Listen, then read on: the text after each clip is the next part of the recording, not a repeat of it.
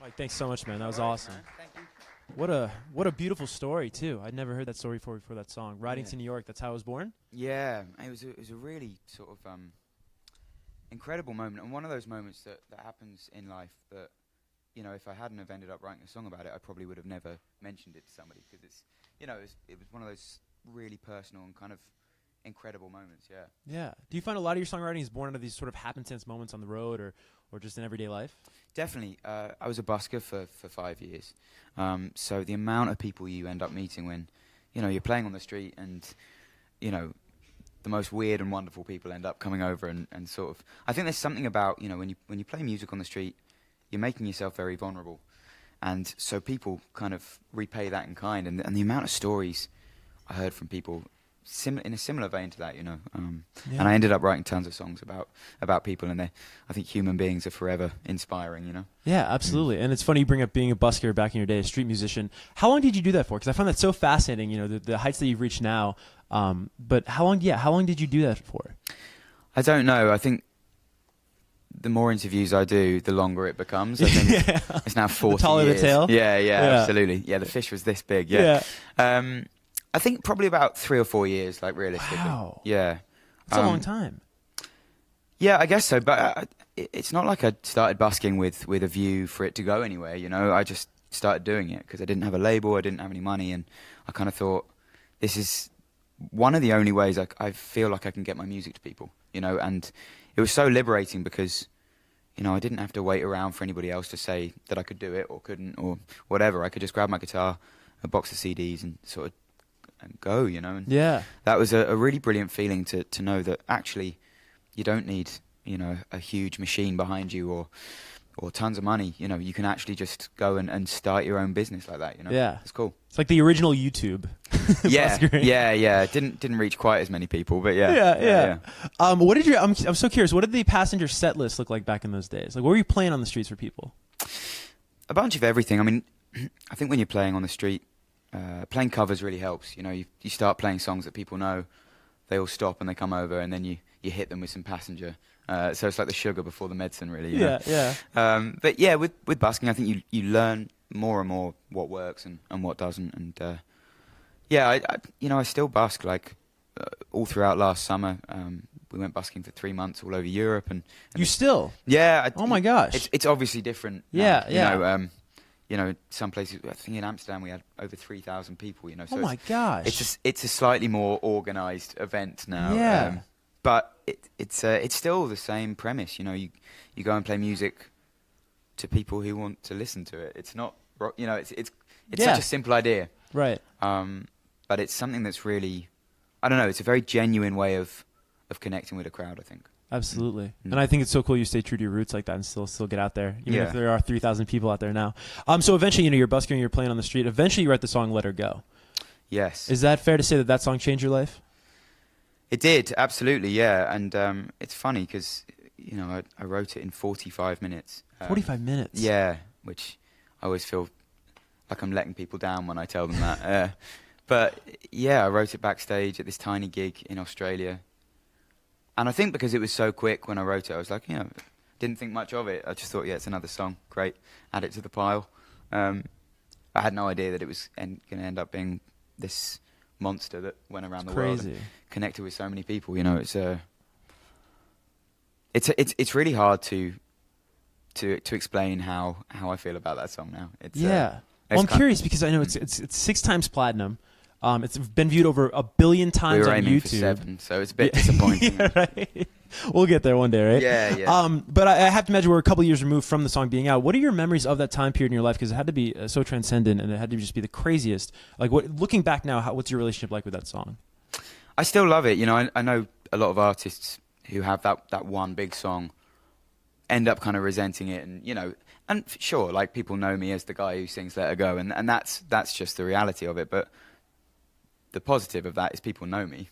You know, right? Yeah. People forget that part of it, and I will forever feel extremely grateful to that song. And, you know, a lot of people write lovely songs, and that one, the stars aligned and the universe clicked into place, and, you know, as a result, I'm able to, you know, make albums and tour the world and play all the rest of my songs to other people. So, yeah, I feel extraordinarily lucky to have had it. It's a beautiful thing. Mm. And it didn't stop there. That's just, I know a lot of people may know you for that song, but some new music that you have out right now, Anywhere, it's been streamed over 30 million times around the world. What do you think it is, though, about these songs, about your records that just is able to connect on such a global scale and means so much to people? I think it's just incredibly middle of the road. So, no, I'm joking.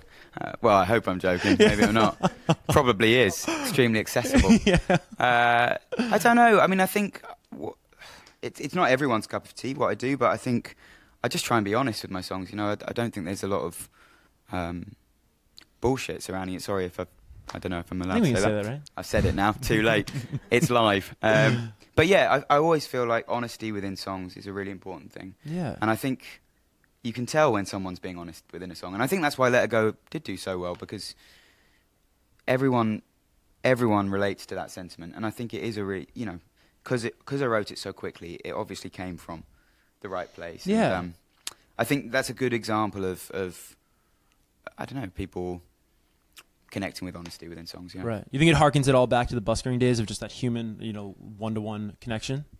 Maybe, yeah. And I think, yeah, when you're playing on the street, if you're not going to be honest and vulnerable, then what are you going to do? Yeah, exactly. There's no lights, there's doing? no smoke machines, so it's very difficult to kind of hide. You have to be fairly present. Really. Right. Mm. And let's talk about the new record. It came out last September. Yeah. Young as the Morning, Old as the Sea. That's a beautiful name for a record. Where'd that name come from? You're the first person to ever get that right. Really? Well, Oh, what do they do? Young Usually as the sea, old old as as the the- morning?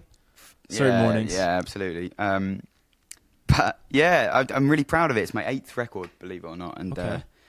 it was recorded in New Zealand, and we shot a lot of the artwork and videos in Iceland.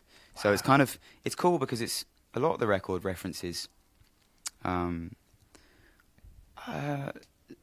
a lot of references to sort of forests and oceans and mountains and all of these kind of beautiful sort of wilderness terrains, and I think as a result, making it between Iceland and New Zealand kind of gave it this really sort of massive backdrop that went really well with it, I think. Yeah, and certainly comes through on the record. Yeah, right. And I can't not mention this part when we're talking about the new record. It's already hit #1 in the UK, Australia, and New Zealand. So congratulations on that. That's huge. Thanks, man. Just waiting for the US #1. Yeah, right. What are we doing over and here? there must have been some sort of delay. I'm sure it's happening anytime soon. Anytime now. Yeah. We got to check on that. Actually, we'll go over there after. Yeah. No, but I actually have sort of a personal beef with you. I heard I'm from New Jersey here, and our hero of all heroes is Bruce Springsteen. I heard you knocked him off the charts on your way to the top.